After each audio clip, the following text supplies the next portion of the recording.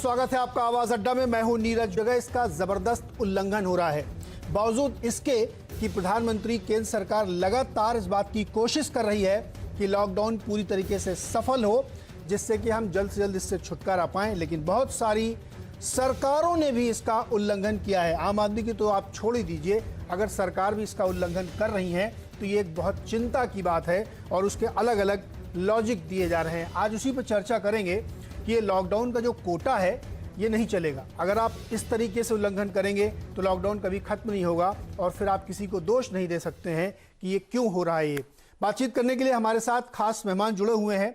हमारे साथ हैं कांग्रेस की प्रवक्ता सुप्रिया श्रीनते जी, बहुत बहुत स्वागत है आपका।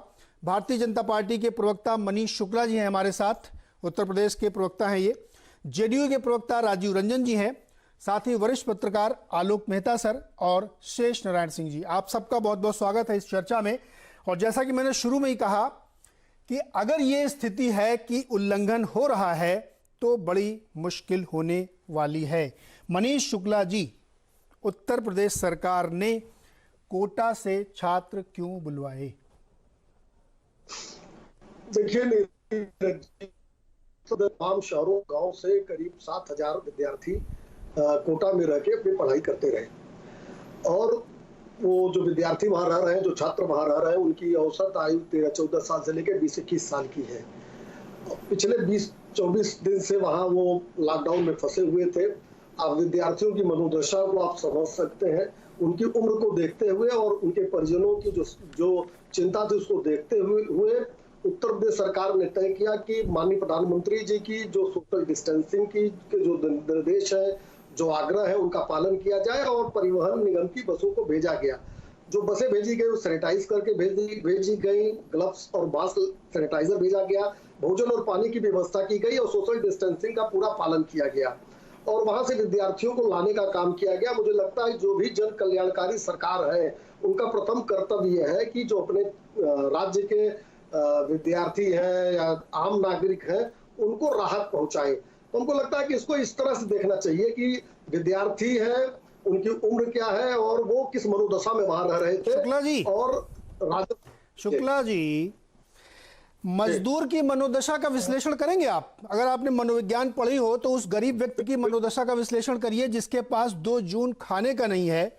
वो जगह से ये उम्मीद करके बैठा है कि कोई उसको आके भोजन दे देगा और उसको ये भी चिंता है कि उसके गांव में उसके बूढ़े माँ बाप या उसके बच्चे किस तरह से होंगे। क्या इस मनोदशा का विश्लेषण भी आप लोग कर रहे हैं क्या? बिल्कुल। देखिए नीरज जी, बिल्कुल आपने अच्छा सवाल किया है और सरकार के लिए सभी बराबर है और हमको लगता है बच्चे चाहे मजदूर को चाहे जिस श्रेणी के हो, बच्चे बच्चे होते हैं। नहीं, मैं मजदूरों के बच्चों की बात नहीं कर रहा हूँ शुक्ला जी, मैं मजदूरों की बात कर रहा हूँ। आप मुंबई से, दिल्ली से मजदूरों को भी बुला लीजिए ना, उनकी भी मनोदशा अच्छी नहीं है। बच्चों की मनोदशा का आप बहाना बता रहे हैं मुझे, तो आप मजदूरों को भी बुलाइए वापस। नहीं, नीरज जी, आपको ध्यान में होगा कि जब उत्तर प्रदेश के मजदूर आनंद विहार में दिल्ली सरकार की विफलता के नाते खड़े रह गए थे, पड़े थे, तो भी हमारी सरकार ने उनको अपने घर तक पहुंचाया है।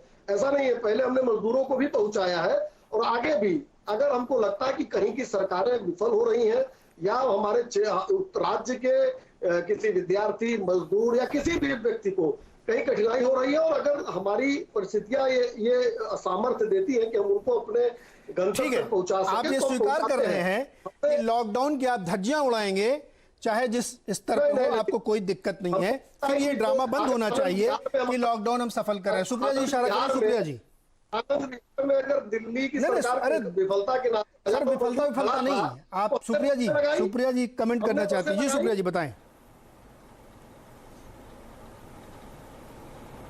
नीरज जी, मैं 2 बातें बोलना चाहती हूं और कहीं ऐसा लगता है कि इस बीमारी ने, इस महामारी ने, इस आपदा की स्थिति ने हमारी 2 मुही बातों को खोलकर सामने रख दिया है।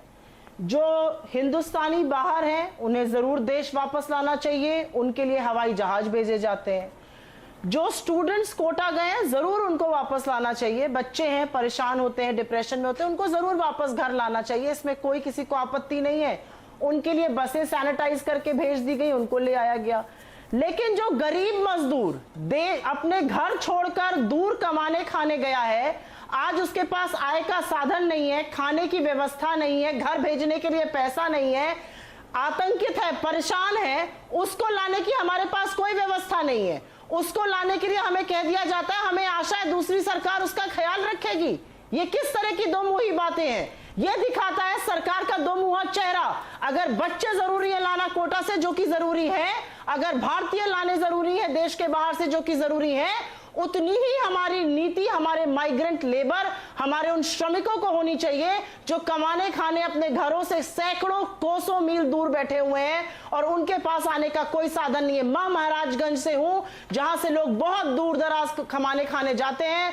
जो मदद कर पा रही हूं कर रही हूं, लेकिन लोग अतिशय परेशान हैं। परेशानी के वक्त हर व्यक्ति अपने घर सुरक्षित महसूस करता है। उनको लाने का इंतजाम क्यों नहीं किया जा रहा है? यह सवाल हमें आज सरकार से पूछना ही पड़ेगा। यह दलगत राजनीति के ऊपर की बात है। सुप्रिया जी, मेरा सवाल सुन लीजिए पहले, उसका फिर जवाब दीजिए, फिर आगे बढ़ते हैं। आप इस पक्ष में हैं कि सबको अपने अपने घर पहुंचाया जाए, या आप इस पक्ष में हैं कि लॉकडाउन का अक्षरशः पालन किया जाए?